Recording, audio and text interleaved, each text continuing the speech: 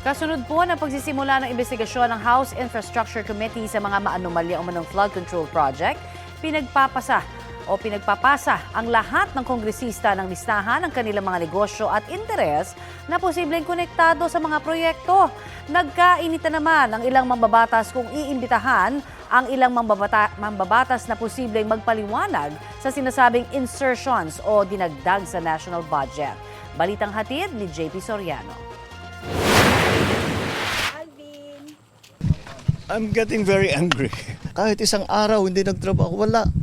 Completed na raw base sa report ng DPWH ang flood control project sa Baliwag, Bulacan na ginastusan ng mahigit 55 million pesos. Pero nang inspeksyonin ni Pangulong Bongbong Marcos nitong Agosto, wala siyang kahit anong nasilayan. Isa lang yan sa mga proyekto sa Bulacan na tinalakay sa pagsisimula ng investigasyon ng House Infrastructure Committee sa umano'y maanumalyang flood control projects. Ang problema kasi, nabayaran ng mga kontraktor kahit hindi umano ininspeksyon ang mga proyekto.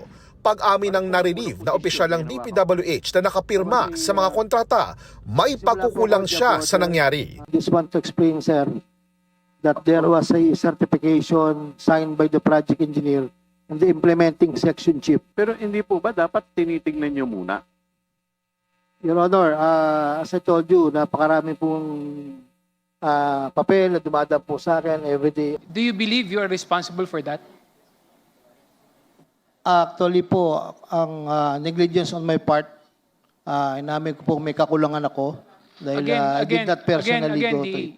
O dapat talaga kasuhan ka. Sabi ni dating DPWH Secretary Manuel Bonoan, bago siya magbitiw sa pwesto, may pauna ng natuklasan ang pinasimulan niyang investigasyon. There are two projects that we have noted that these are ghost projects. Nanindigan si Bonoan na wala siyang kinalaman sa katiwalian.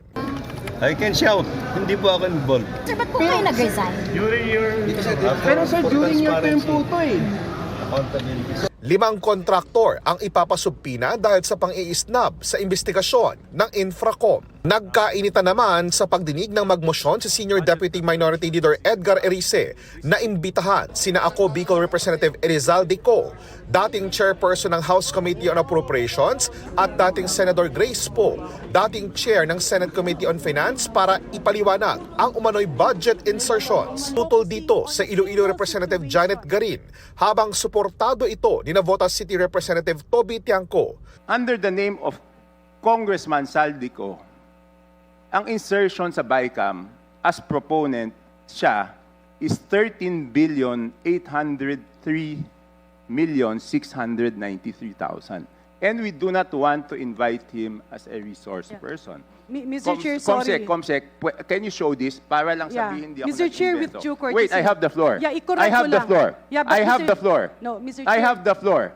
Yeah, just to, on the I have the record. floor. On the record. Sa huli, dinifer ni Erice ang kanyang motion para mabura ang dudang baka lutuin ng komite ang findings ng investigasyong sangkot ang ilan nilang kasamahan. Pinagsusumite ng Infracom ang lahat ng kongresista ng listahan ng kanilang mga negosyo at interes na posibleng konektado sa flood control projects. I believe we need to assure the public that this investigation will not be a whitewash. Conflict of interest here is not theoretical. It is not distant. It is real.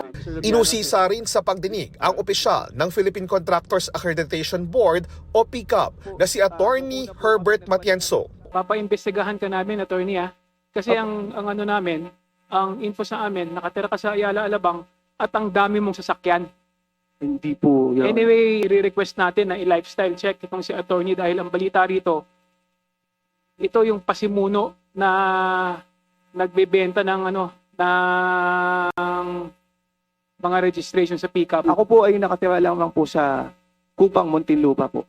Natanong din ang opisyal ng PCAB kung paano nabigyan ng contractor's license ang mga kumpanya ni Sara Diskaya. Gayong inamin mismo ni Diskaya sa pagdinig ng Senado na ang siyam na construction firms niya ay minsan nang nagsabay-sabay magbid sa ilang flood control projects ng DPWH. Noong pong sila po ay nag-apply, hindi pa po lumabas na sila pa po ang beneficial owner. So why did not the PCAB do its job and at least call their attention?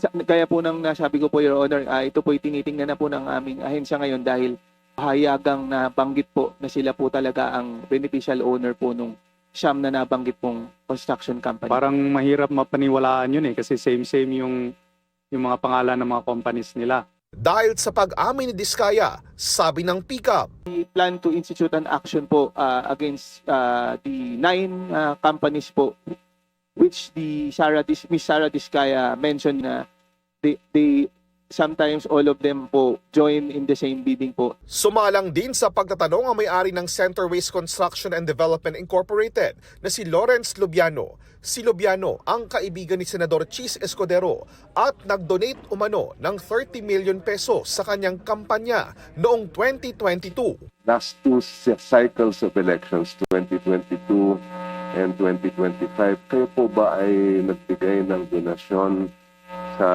sino man na kumandidato, whether local or national, sa huli mga eleksyon? 2022, Your Honor? Yes. Yes po, Your Honor. Kanino po yun? Kay Senator Chis po. Senator Chis Escudero. Yes po. And more or less, magkano po daw ang inyong na-donate sa kampanya ni Senator Chis? 30 million po. Pero paglilinaw ni Lubiano, Personally ko po, donation or nag-donate po ako kay Senator Chis yung 30 million. Hindi po galing sa company yun, galing po yun sa akin as a person. nauna nang sinabi ni Escudero na wala siyang kinalaman sa pagtukoy ng anumang proyekto sa gobyerno. Ang pagdawit sa kanya sa isyu ng flood control, bahagian niya ng demolition job laban sa kanya. JP Soriano, nagbabalita para sa GMA Integrated News.